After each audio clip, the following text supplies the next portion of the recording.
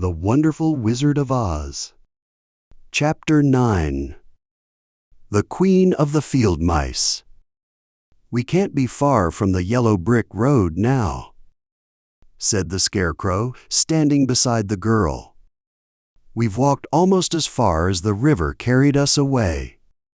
The Tin Woodman was about to speak when he heard a low growl. He turned his head and saw a strange animal running over the grass toward them. It was a big yellow wildcat. As it came closer, the Tin Woodman saw a little gray field mouse running in front of the beast. He had no heart. Even so, he knew it was not right. The wildcat wanted to kill a small, harmless animal. So the woodman lifted his axe. When the wildcat ran past, he hit it with a quick blow. The blow cut off the beast's head, and it fell at his feet in 2 pieces.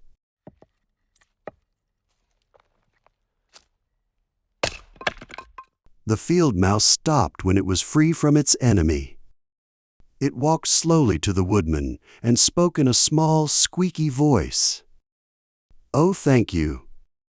Thank you so much for saving my life. Please don't mention it," the woodman said. "I don't have a heart, so I try to help anyone who needs a friend, even a mouse." "Only a mouse?" The little animal cried angrily.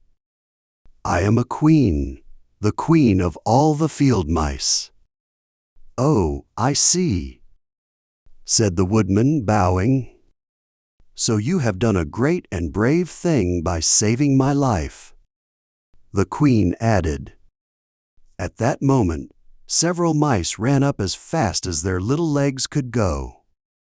When they saw their queen, they cried out, "Oh, Your Majesty, we thought you would be killed. How did you get away from the big wildcat?" "This funny tin man," she said, "killed the wildcat and saved my life. From now on, you must all serve him and do whatever he asks." "We will," all the mice cried in their high voices. Then they ran in every direction because Toto woke up.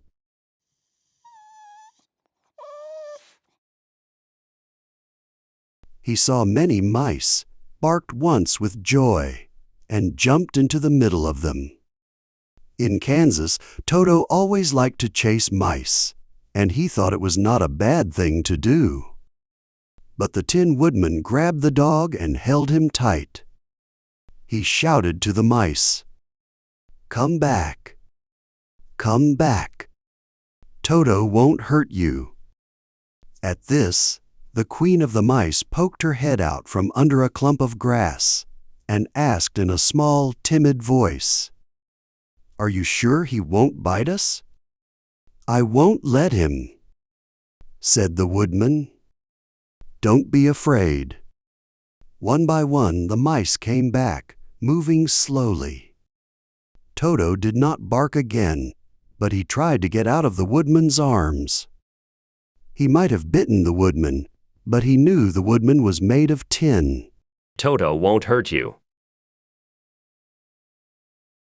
At last, one of the biggest mice spoke. "Is there anything we can do?" it asked. "To thank you for saving our queen's life?" "Nothing I can think of," said the woodman. But the Scarecrow, who had trouble thinking because his head was full of straw, quickly said, "Oh yes. You can save our friend, the Cowardly Lion. He is asleep in the poppy field." "A lion!" cried the little queen. "He would eat us all." "Oh no," said the Scarecrow. "This lion is a coward." "Really?" asked the mouse. "He says so himself," said the Scarecrow. "He would never hurt anyone who is our friend. If you help us save him, I promise he will be kind to you all." "All right," said the Queen. "We trust you. What should we do? Are there many mice who call you their queen and will obey you?" "Oh yes, there are thousands," she said. "Then please call them here as soon as you can, and ask each one to bring a long piece of string." We need a long piece of string. The Queen turned to the mice with her and told them to go at once and bring all her people. As soon as they heard, they ran in every direction as fast as they could. "Now," said the Scarecrow to the Tin Woodman, "go to those trees by the river and make a cart to carry the lion." The Woodman went to the trees right away and started working. He quickly made a cart from tree limbs, cutting off all the leaves and small branches. He held it together with wooden pegs. He made 4 wheels from short pieces of a big tree trunk.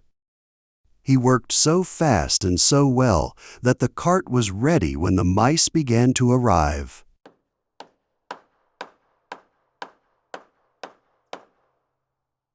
They came from every direction, and there were thousands big mice, little mice, and middle-sized mice. Each one carried a piece of string in its mouth. Around this time, Dorothy woke from her long sleep and opened her eyes. She lay on the grass. She was very surprised to see thousands of mice. They stood around her and looked at her shyly. The Scarecrow told her what had happened. Then he turned to the dignified little mouse and said, "Let me introduce Her Majesty, the Queen." Dorothy nodded seriously, and the Queen made a curtsy. After that, she became quite friendly with the little girl.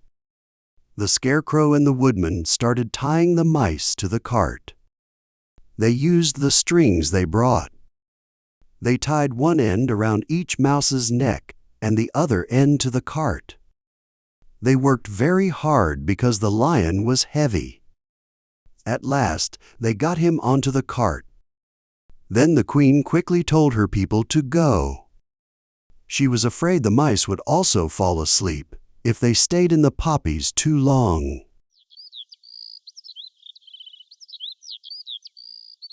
At first, the little mice could hardly move the heavy cart. There were many mice, but the truck was loaded and very hard to push. The Woodman and the Scarecrow pushed from behind, and it went better. Soon they rolled the lion out of the poppy field.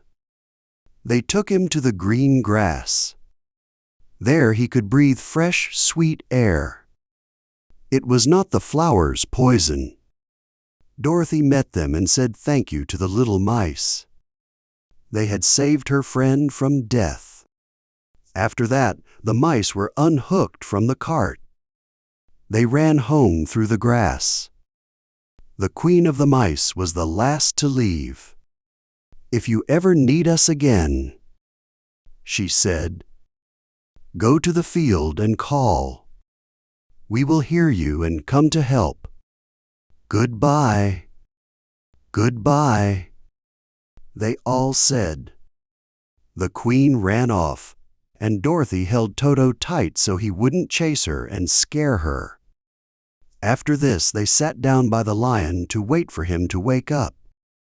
The Scarecrow picked some fruit from a nearby tree and brought it to Dorothy. She ate it for dinner. I'm the Queen of the Mice.